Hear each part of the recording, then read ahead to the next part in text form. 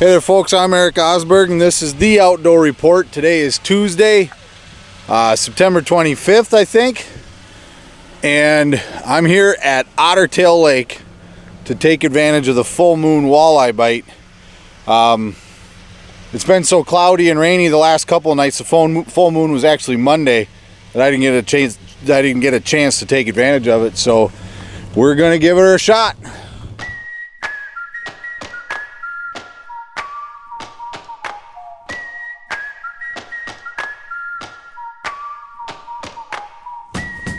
It kind of goes without saying you should take a safety first approach if you're trolling at night, especially if you're trolling by yourself. That means a life jacket. That means using your kill switch if you're running a tiller, or even if you're not running a tiller. But anyways, safety first.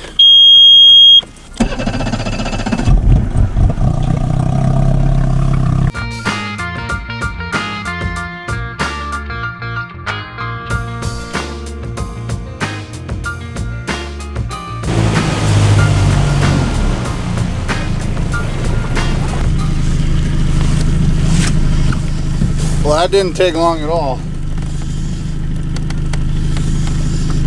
It doesn't feel like a giant. It doesn't feel like a dink either.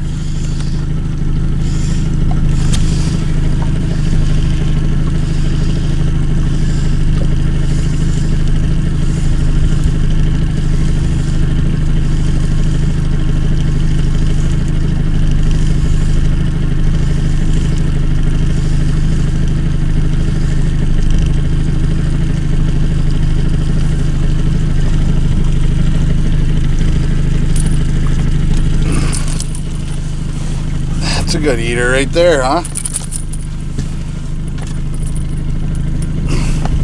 It is now 9:52. It was 9:43 when we left the dock.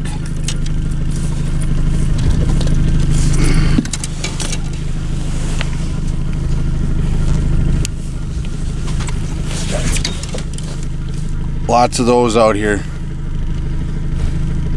That's a good fish right there. We're gonna put him in a live well. Gorgeous out here, absolutely gorgeous. Like I said, full moon was last night, so still plenty of moon.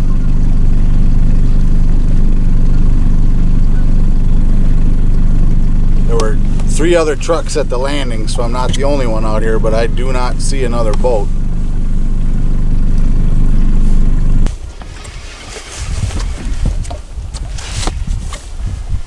Alright, so I didn't get hit in that spot. So I moved, I just kept on going. And I just got hit again. We're in like 7 feet of water now, 6.5. And I don't know if this is a big fish or the wrong fish or a bunch of weeds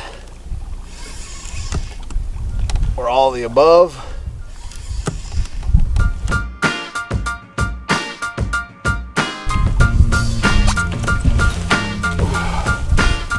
He's not huge.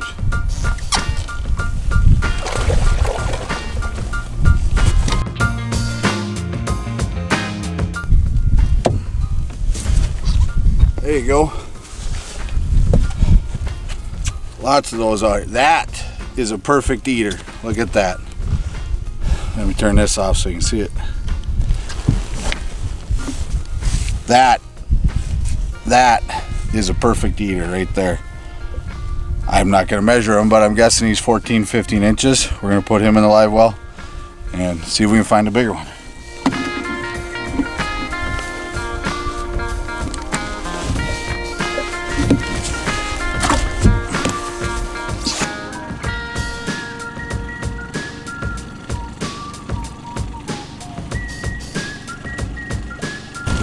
I just lost a big fish because I didn't have my drag set right. That's a bummer, but I don't know how big it was. It wasn't a giant, but it was probably 20 plus inches.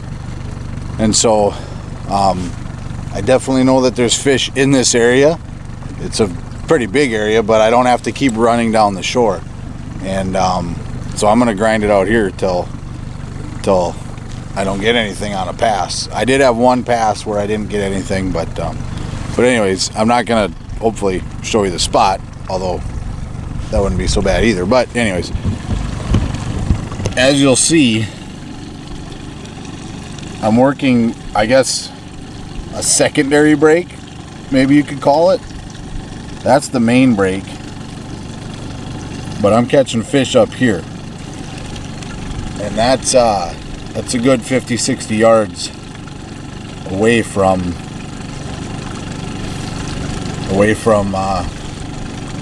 the main brake. So again, don't be afraid to come up shallow. I'll see if I can show you a little bit of the bottom here. And don't be afraid to drive around in circles either. It looks like you're driving around in circles, but that's okay because you're checking different depths. Instead of just saying, okay, I caught one at 8 feet, so I'm gonna run 8 feet the rest of the night. Who knows? They could be in 6, they could be in 5, they could be in 7. It was a good idea to hit your mark, so.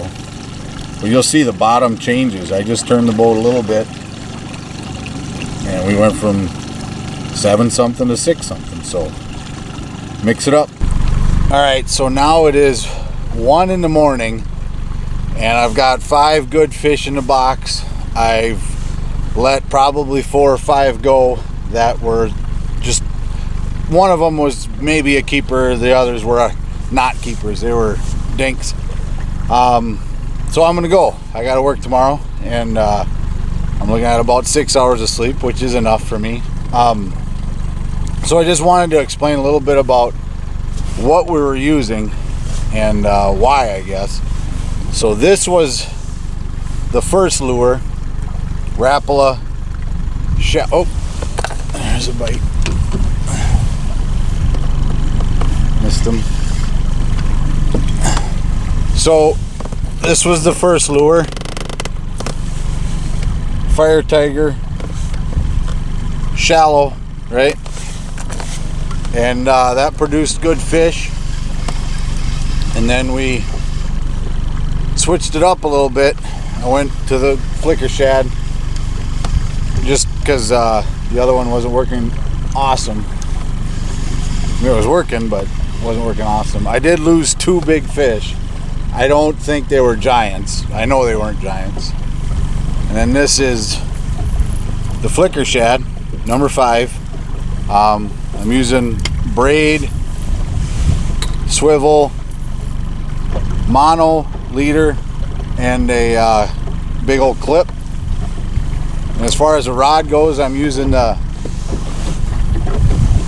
JTX medium light from JT Outdoor Products. I tried the JTX light, but it was too light for trolling anyways. In my humble opinion, maybe you like it for trolling. Then I've also used the Black Rain for trolling, and for whatever reason, I just really like this medium light. I can feel what the bait is doing. That's super, super important. Whether it's a little blade of grass, a little weed, you can always tell if it's running right, and that's super important. And then it's also got the ability to fight the fish. I haven't, like I said, caught a giant, but I have confidence that if I do get hooked up with a giant, I should be able to land it.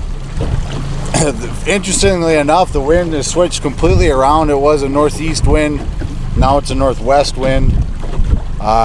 I'm fishing a little bit deeper than I was in the beginning. I was kind of in that 7, 6, sometimes 8, and now I'm mostly in 8. It's a different area, but yeah, so got 5 fish in roughly 3 hours, 5 keepers anyways. Let some little ones go, and lost a couple big ones. So here, I'll show you the fish.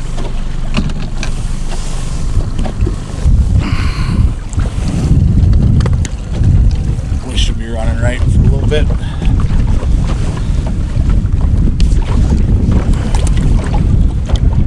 So there they are. That